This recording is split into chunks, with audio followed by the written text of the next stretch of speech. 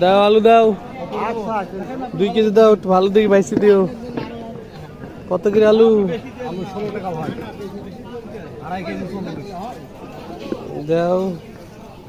আপনি আলু দাটা সমান ছিল না, বলুন দেখি। 15 টাকা কেজি, 12 টাকা কেজি আলু, আর তুমি নিবে 40 টাকা কেজি, তাহলে আলু ভিতরে হবি? তা বাড়াবি নি রে ভাই। নতুন সবজির আমদানি। কয় টাকা কেজি? ফুলকপি 80 টাকা ভাই। দাও একটা ভালো দেখি দাও। আলু 16 টাকা। একটা দেবো না দুটো দেবো? এই বড় ফুলটা দাও, বড় ফুলটা দাও।